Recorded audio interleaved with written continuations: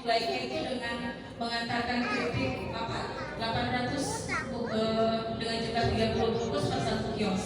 Saya mulai dulu dengan kios-kios di tetangga rumah, di kelurahan. Kemudian saya coba dengan hanya omset awalnya itu hanya 24.000 waktu itu. Dengan orang yang saya tahu pertama itu kiosnya, sekarang beliau sudah bekerja sebagai karyawan saya di rumah. Kemudian saya setelah dapat ide buat kritik yang 1000-an, alhamdulillah yang bagus. Jadi itu yang menimbulkan saya semangat bahwa oh iya ternyata kritik ini enak disukai anak-anak di sekitar kita. Alhamdulillah itu yang memotivasi saya bahwa oh iya kalau itu kalau sudah disukai saya akan memperbanyak lagi stoknya, memperbanyak kiosnya lagi. Jadi dengan modal seadanya saya putar terus.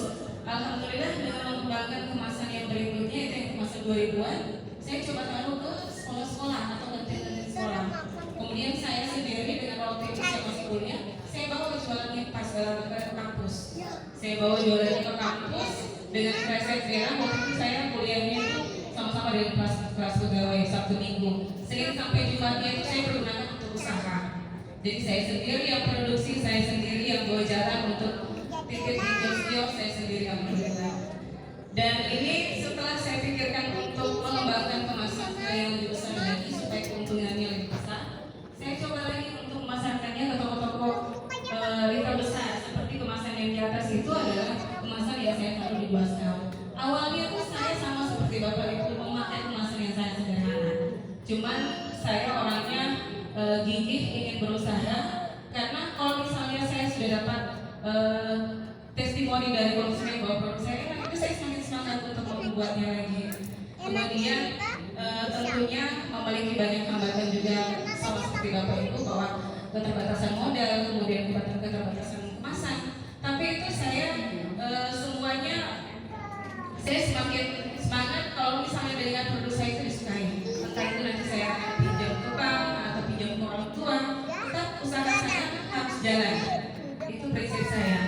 Lanjutkan. Nah, ini setelah keripik ubi jalan, saya muncul dengan klinik pisang mulu BB. Karena saya lihat peluang yang di Maluku Utara kita ada pisang mulu BB, yaitu tepatnya dari sini yang paling banyak Halmahera Barat. Pisang mulu BB itu saya jadikan keripik, karena waktu itu saya lihat di toko-toko belum ada yang jualan keripik pisang mulu BB tahun 2012 itu.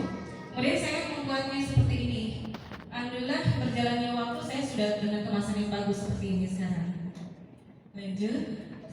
Nah, kemudian yang produk kedua itu saya buat kopi rempah, karena saya pikir rempah-rempahnya sudah tersedia di rumah. Ada punya rempah-rempah apa kayu manis yang kepala. Kebetulan saya juga pecinta kopi dan saya ingin mengolah satu produk bisa dijadikan oleh-oleh dari rempah-rempah, karena kita tahu sejarah Maluku Utara dulu kita didatangi Portugis karena rempah-rempah kita yang berpakai. Jadi apa sih yang bisa orang datang untuk bawa pulang dari rempah? Saya ceritakan kopi rempah Ternate. Dan kemasannya dulu waktu saya waktu awalnya itu seperti ini. Saya desain sendiri, saya cetak dan mengemas sendiri kopinya seperti itu. Alhamdulillah sudah kemasannya sudah sedikit bagus dan bisa taruh di Alfamidi, Indomaret dan juga Indomart. Lanjut.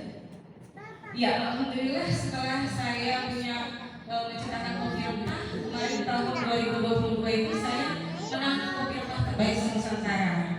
Karena waktu itu saya mengikuti diwakilkan sama manajer salah satu swalayan membawa kopi saya, kemudian mempresentasikan kopi saya dari cita rasa, kemudian dari kualitas dan juga aromanya itu sangat bagus, sangat bagus dan disukai. Alhamdulillah sudah menang juara satu terbaik Nusantara. Lanjut. Dan kemasan produk berikutnya itu ada air Buraka. Air Buraka itu saya melihat peluang juga karena air Buraka waktu itu hanya dijual di botol-botol aqua yang sudah mereka serut dan sudah mereka serut memasak, kemudian jual di botol-botol aqua. Tapi belum ada orang yang bikin dalam bentuk instan. Ya, kemudian saya coba belajar terus mengolah air Buraka bagaimana supaya bisa jadi instan, dan alhamdulillah dia best seller di toko oleh sekarang, air Buraka instan. Lanjut. Ya, ini foto-foto yang diambil sendiri dari Kepala Bank Indonesia. Beliau yang jalan-jalan dan sangat menyukai air murah saya dan mengirim foto-fotonya. Lanjut. Ya, setelah itu saya banyak melihat yang belum ada orang buat di Ternate dan saya coba membuatnya. Kemudian produk berikutnya adalah proses kenari atau kenari panggang dengan 3 varian rasa. Ada kenari panggang yang original, bawang putih, kayak kacang bawang tapi ini dari kenari. Kemudian ada kenari panggang balado pedas manis. Iya, dulu kemasannya juga masih sangat sederhana dan alhamdulillah sekarang sudah bagus seperti ini. Lanjut. Ya, ini juga saya buat coklat air Ternate ya. Kenapa saya buat ini? Karena waktu saya masih kuliah dan alhamdulillah berkat usaha ini saya bisa jalan-jalan, dibawa jalan-jalan sama dinas pertanian, dinas Perindak untuk mengikuti pameran di luar. Saya lihat di sana ada coklat melon Bandung, coklat melon Jakarta, dan saya buat coklat melon Ternate dengan isian bahan lokal. Coklat saya masih pakai dari luar, tapi isiannya itu ada isian kenari, isian pisang blo bebe, ada isian kurma salak Haban, kurma salak ibu, kemudian ada isian selai malam. Nanti saya cerita berikutnya. Nah, ini kurma salak ibu. Saya terinspirasinya itu sebenarnya ilmu yang ibu dapatkan itu sebenarnya sangat gampang, bukan cuma hadir di sini tapi dilengkapi. Ibu sudah bisa dapatkan ilmu itu, ilmu untuk mengolah produk atau bahan baku lokal yang ada di daerah ibu. Jadi ini saya memanfaatkan salak ibu untuk dibuat kurma, buat diisian coklat dan juga dijual tersendiri salak kurma salaknya.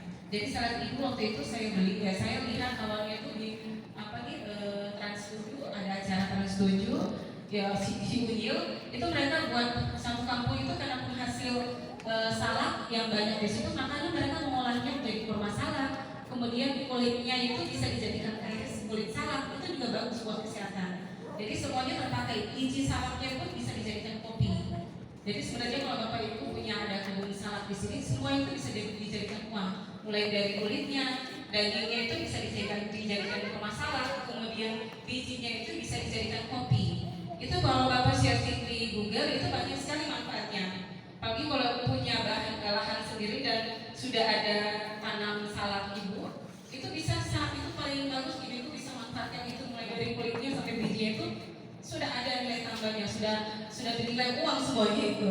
Jadi kalau misalnya Bapak Ibu di sini pengen belajar bikin ini, silakan saya membuka pintu buat Ibu Bapak mau belajar ke tempat saya. Silakan saya persilakan, nanti akan saya sediakan. Ya, kemudian ini ada